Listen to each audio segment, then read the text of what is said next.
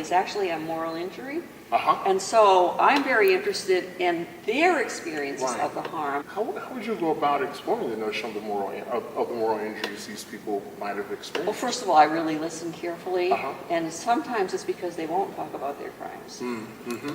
And so then I ask them, you know, why don't you want to talk about that? And they'll look at me like, and I say, do you feel ashamed? And they say yes. Huh. Yes. Good. You brought up shame, and Yes. my association was to the study I did with police torture. And the predominant issue that emerged in their experience was shame. But it was about being weak, because most of them had been young gang members on the South Side. And the deal was, if you're a man, you know, you do not let the cops threaten you, or it would have taken me 3 minutes to confess anything, given the stories that they told. But many of them went through a whole 10, 12-year prison experience, never telling anybody about what had happened to them. And it was because they were ashamed. So they became participants in the secret.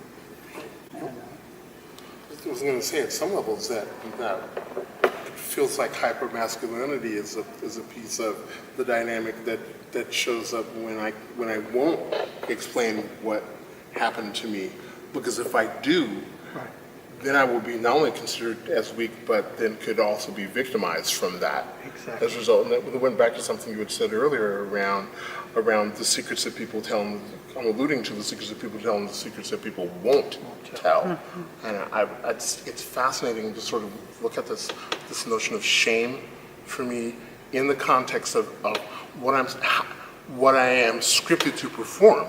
Right. Because I don't know whether or not you're going to get that this is a script that I must perform, or whether or not I get to play with you and see whether or not you might understand it, or maybe I can say, well, I can just tell you anything and you'll believe that too. I think that's it becomes problematic, but it also acts as a buffer between myself and you, because once you get past that buffer, then I am totally vulnerable. The word I was going to use is naked. And I would never, how do I say, as an African American male, that's one of the last places I want to be with somebody who's not black. Because it would be my history is that it would be incredibly dangerous. Because then the history is then that people use that for nefarious purposes. I've seen it in multiple places. You can see it played out in the political sphere. I can hear it played out in schools.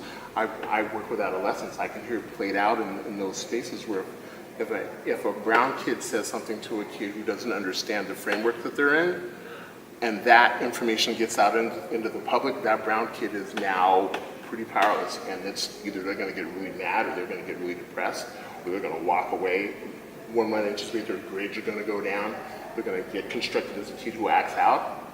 So when I talk with that kid in my office, and I ask them what happened, after a while, when they finally tell me what happened, what I'm privy to at that point in time is, no one else knows this but you and I, huh? And the kid goes, yeah. And I said, we got to figure out how to tell your folks, so that they can support you.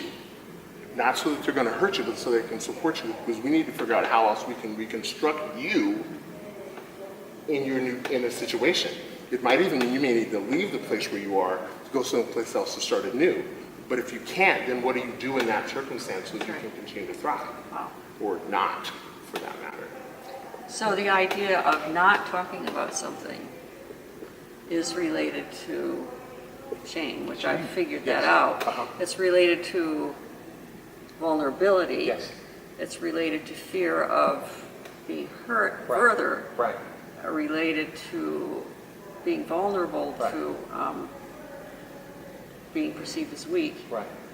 One of the things that came up, getting back to the police torture project, one of the things that came up that had a sexualized component was several of the guys that I talked to would, in recounting the torture itself, would talk about a recognition or a belief that the cop who was hurting them was getting sexual pleasure Sexual from it. pleasure from it. And they brought that up. It wasn't a question I asked, but, so that was the connection. And it was about being naked or vulnerable, and they carry that with them.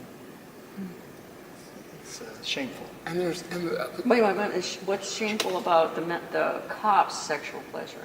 Being naked, being vulnerable.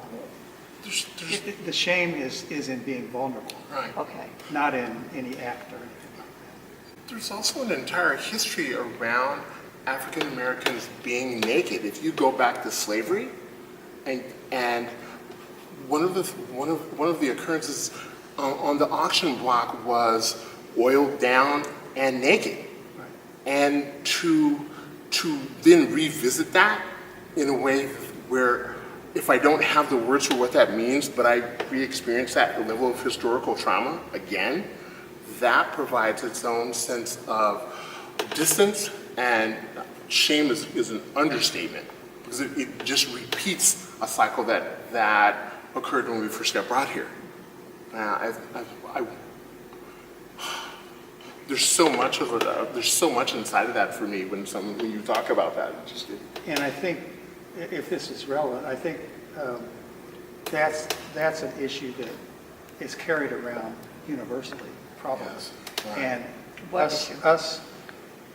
the slavery Oh, the slavery. history, and that is an issue that us white people cannot begin to, we can know that it happened, we can be sympathetic, but we have no conception, no experience to even begin to relate to that experience that all these people we're talking to carry with them, whether conscious or not.